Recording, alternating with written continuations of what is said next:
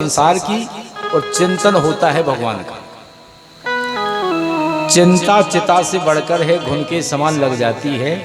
मुर्दे को चिता जलाती है लेकिन जीवित को चिंता खाती है। अब हमारा आपका सोचना विचारना सब व्यर्थ की बात है कि नहीं? सोचो विचार कर।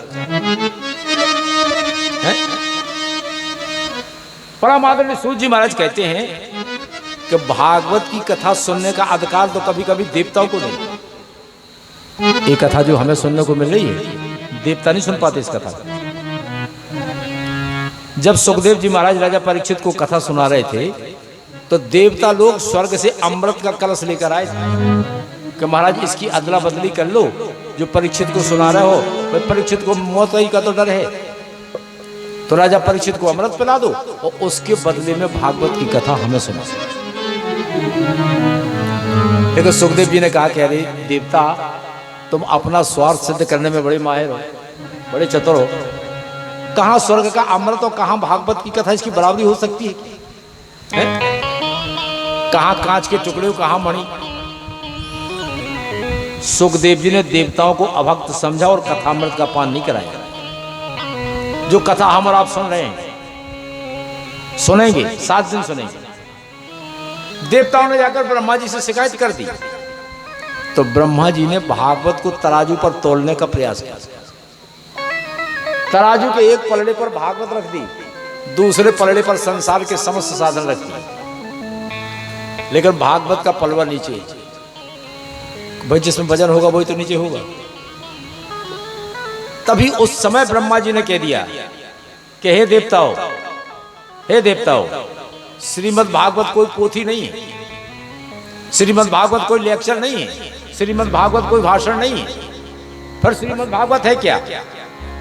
श्रीमद् भागवताख्यापो प्रत्यक्षा कृष्ण एवहि।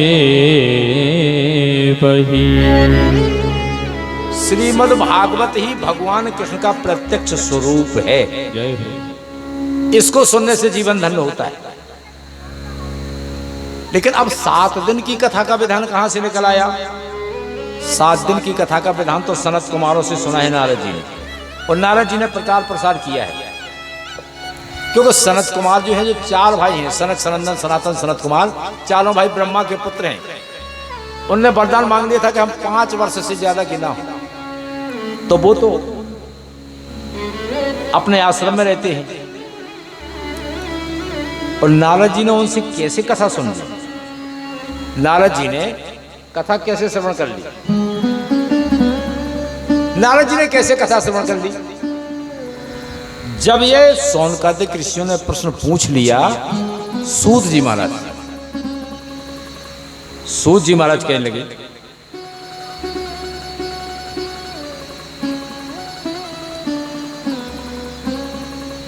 जन जन में प्रचार प्रसार किया नारद जी। भाई सनत कुमार ज्यादा घूमते नहीं हैं और नारद जी को भी साफ है। हाँ, नारद जी एक जगह ज्यादा ठहरते नहीं है। अब कैसे सुन ली? एक बार नारद जी तीव्र गति से दौड़ते हुए चले जा रहे थे। जब सनत कुमार चारों भाइयों ने देखा कि अरे नारद जैसा संत और इतना दुखी, भाई हमारा आपका जो चेहरा है ना, इसी चेहरे से पता चल जाता है कि कौन आदमी कितना दुखी है, कि सुखी है, कि रो रहा है, कि परेशान, पता चल जाता है।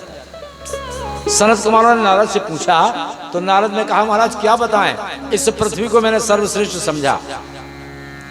पृथ्वी पर कहीं शांति नहीं है, संसार में कोई सत्य नहीं बोलता। अगर सत्य बोलता है तो अपने आप को हरिश्चंद्र से कम नहीं समझता। और दिन भर में लाखों झूठ बोलेगा तो गिनती नहीं करेगा। हाँ, ये जो कलयुग का मित्र है उसका नाम है अधर्म। इस अधर्म ने लोगों की बुद्धि को विकृत बना दिया।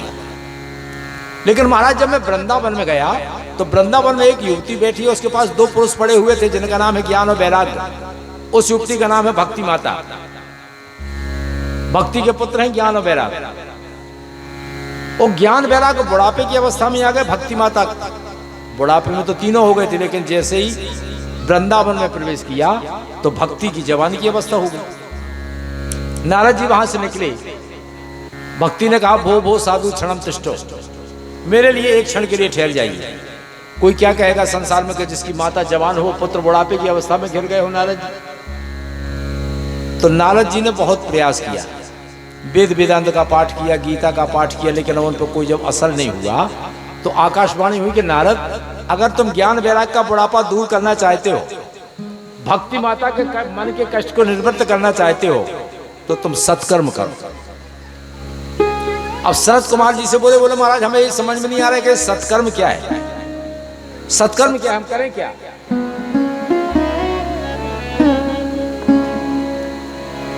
इसलिए आपकी शरण में आया हूं। सत्कर्म सूचिको नूनम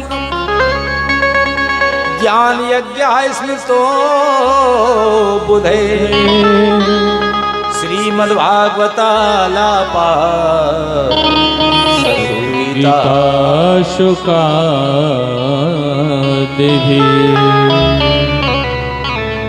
महाराज ये समझ में नहीं आया कि सत्कर्म क्या है। बोले सत्कर्म श्रीमद्भागवत करो। बोले महाराज मैंने तो वेद वेदांत का पाठ किया, जब उससे कुछ नहीं हुआ तो भागवत से क्या हो जाएगा?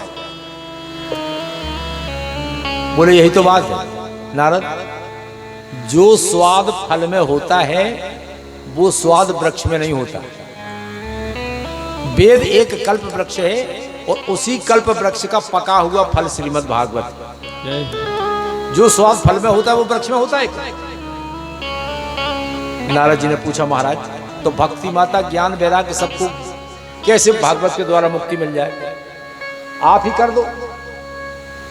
अब सनत कुमार जी बोले हम तो ज्यादा चलते नहीं, एक काम करो, भक्ति माता है वृंदावन में और हम हैं यहाँ बद्रीनाथ, उनसे कह दो वो चले, हम यहाँ से चलते हैं, जहां मिलन हो जाएगा वहीं कथा हो जाएगा। भक्ति माता वृंदावन से चली, बद्रीनाथ से सनत कुमार जी चले। वो इनका मिलन कहाँ हुआ? हरिद्वार, क्योंकि हरिद्वार से जितना वृंदावन है उतनी बद्रीनाथ। और हरिद्वार में जब सनत कुमार जी व्यास आसन पर बैठे, मंच बनाया गया, चारों भाई बैठे। भाई जैसे हम अगर ग्रस्त वाले अगर कथा सुनते हैं तो साथ में पत्नी को बिठाते हैं, वही धर्म का कहानी है, अर्धांगिनी है ना, वो साथ में पत्नी को सुनने के लिए बिठाते हैं। अब बाबा जी कथा करा है तो कहां से ले आए पत्नी? बाबा नारद जी कथा करा रहे, तो जो नारद जी बैठ गए कथा सुनने के लिए प्रधान श्रोता के रूप में, और सनत कुमार जी व्यास आसन पर हैं। अब तो धीरे धीरे हजारों संतों की भीड़ लगने लगी। अरे सनत कुमार जी कथा कर रहे हैं, नारद जी कथा सुन रहे हैं, बड़े आनंद की बात है, ज्ञान भक्ति और वैराग्य की कथा सुन रहे हैं। सनत कुमार ने बड़ी सुंदर कथा सुनाई। भाई एक है ना, हमारा शास्त्र कहता है कि हमें कभी शास्त्रों पर और अपने बुजुर्गों पर भरोसा रखना चाहिए, उन पर संशय नहीं करना चाहिए। कोई सोच कि हमने बब्बा के बब्बा देखे नहीं है तो कहते नहीं। जब सनत कुमार जी कथा कर रहे हैं, भक्ति अपने दोनों पुत्रों के साथ विराजमान है लेकिन किसी को दिखाई नहीं दे रही हैं। नारद जी ने सनत कुमारों से कहा महाराज मैं कुछ कहना चाहता हूं। बोले कहिए। बोले महाराज अगर कोई भक्त व्यक्ति अगर भागवत की कथा सुनकर मुक्ति को प्राप्त कर ले तो कोई आश्चर्य की बात नहीं। अगर कोई ज्ञानी पुरुष भी सुन ले तो कोई बात नहीं।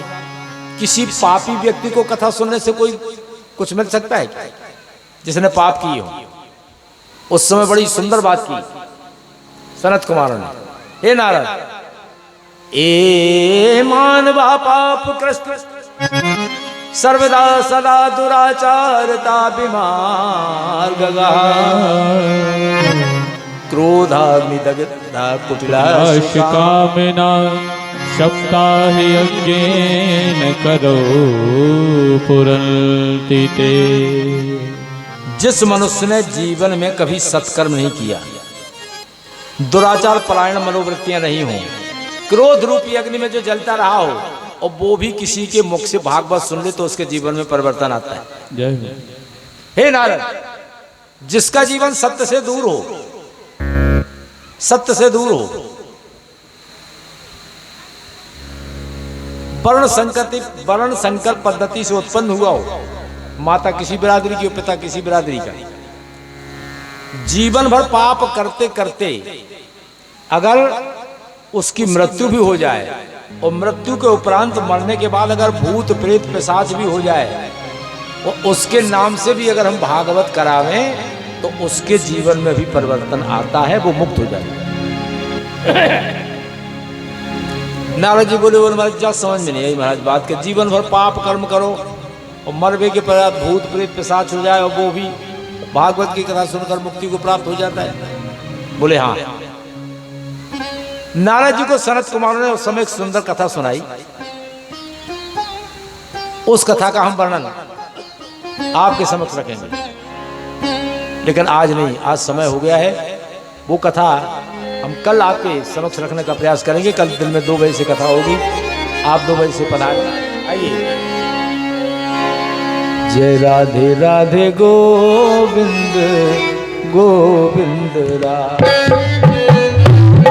राधे गोविंद गोविंद राधे राधे राधे गोविंद गोविंद राधे।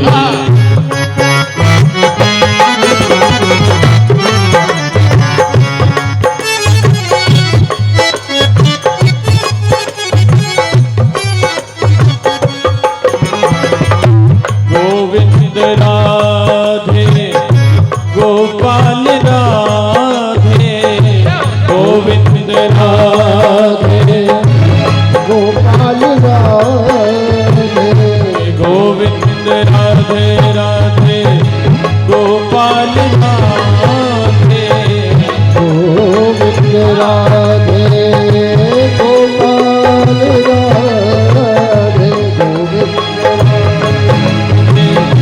गोपाल राधे गोविंद राधे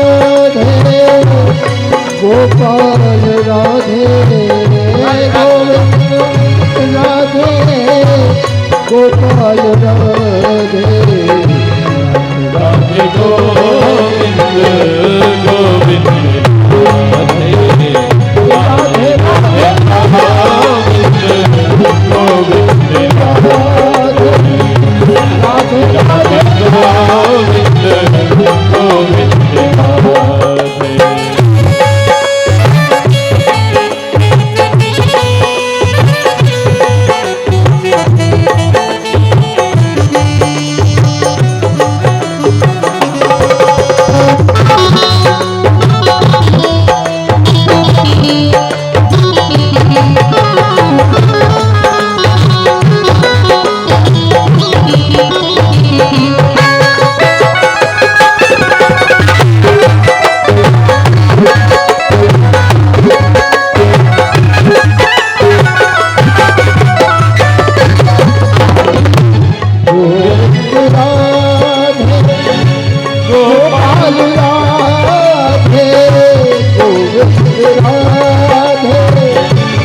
गोपाल